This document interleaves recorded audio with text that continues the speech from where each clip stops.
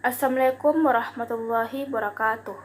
The Honorable Director Ustaz Dr. Kaharudin Aispemhum as a lecturer of Introduction to Linguistics and all my friends who have time to watch my video. First of all, I would like to thank God Allah Subhanahu wa Ta'ala who has been giving blessing and mercy so that I can complete my statement 7. And also let's deliver salawat and salam to our Prophet Muhammad Sallallahu Alaihi Wasallam who has brought us from darkness to the brightness. Allow me to introduce myself. My name is Dwi Mesafana from PBIB and from English Education Department, Faculty of Tarbiyah and Teacher Training at UN Alauddin Makassar. This opportunity, I would like to answer 5-point question from my assignment about understanding morphology.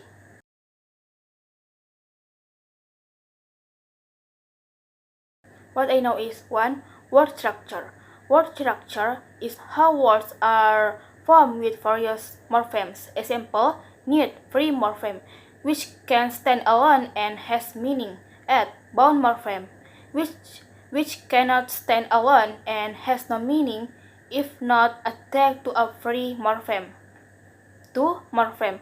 A morpheme is the smallest word unit that has meaning, carries a lexical function or grammatical function in forming words. Example, needed.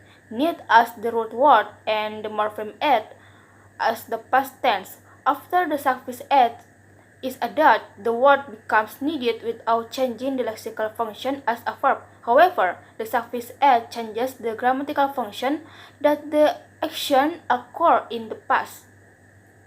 3. Affixes.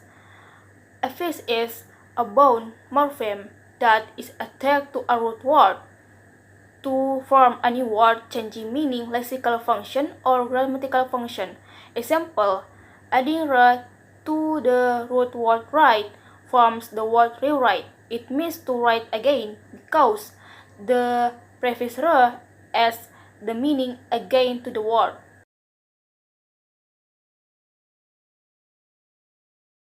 Yes, I agree, because morphemes contain syntactic and grammatical function in morphology, where morphemes are the smallest unit that have meaning. Syntactic functions play a role in sentences, both object and object. The grammatical function plays a role in changing the form of morphemes as time markers. Example 1. Ellie reads. Subject Ellie, predicate reads. 2. She is singing. Subject she, predicate is singing.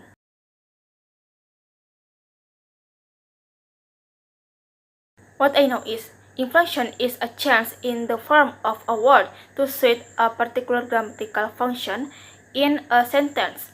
In inflection, the root word experiences the addition of suffixes either at the beginning or end of the word. Inflection occurs by adding suffixes to a word such as verbs, adjectives, nouns, and adverbs. Inflection occurs in various fields of language, one of which is morphology. 1.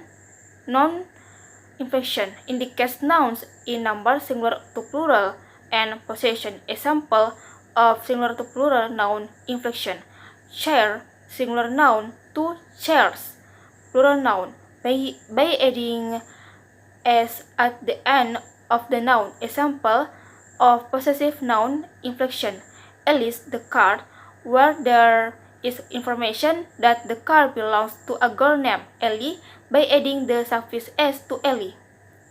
2. Adjective inflection expresses the grammatical function of comparison.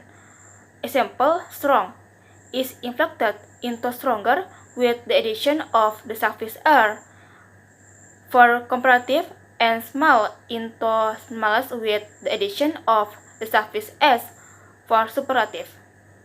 3. Verb inflection, the process of adding suffixes to verbs to change the form of the verb based on time, tense, and certain aspects.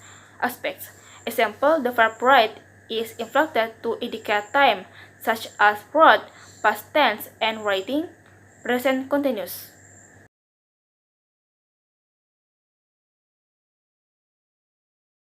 What I know is word formation can be the process of forming words using morphemes that have an impact not only on changes in meaning but also on changes in word class. Word formation consists of two types, namely 1. Productive word formation. Productive word formation is a word formation process that is often used to create new words in a language. 1. Compounding. Example, blacklist. The meaning of the word cannot be guessed. The list is only defined as a print record of short pieces of information.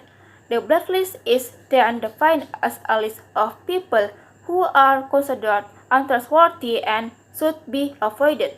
2. Derivative. For example, the existing word happy can be used to form other words by adding the prefix an plus happy equals unhappy, or adding the suffix ness, happy plus ness equals happiness. 2. Less productive word formation. Less productive word formation is a word formation process that is rarely used to create other words in English. 1. Coinage. Example of the word Google. What used to be the name of a company has become a special term that means using the internet to search for and obtain information. 2. Borrowing. Examples of loan words kebab and yogurt, Turkey. 3. Blending. Example Indolist, Indonesian plus English. 4. Clipping. Example a mobile phone shop signboard that says EcoCell. The word cell is actually a clipping form by taking one syllable cell from the polysyllabic word cellular. 5. Back formation. Example aborigine from aborigines by removing the suffix s. 6. Conversion. Example the word Google in the past was a noun. However, in modern English, the word Google can be used as a verb. 6. 7. Acronyms. Example NSAA, National Aeronautics and Space Administration.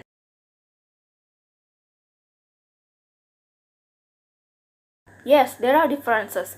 Productive word formation is word formation that is often used to produce new words that are often used in everyday language. For example, derivation. Example, un plus happy equals unhappy. While less productive word formation is the process of forming words that are rarely used to create other words in English. For example, blending. Example, Indolist, Indonesian plus English. That was my explanation and the answer from the 5 question. More or less, please forgive me. Wassalamualaikum warahmatullahi wabarakatuh.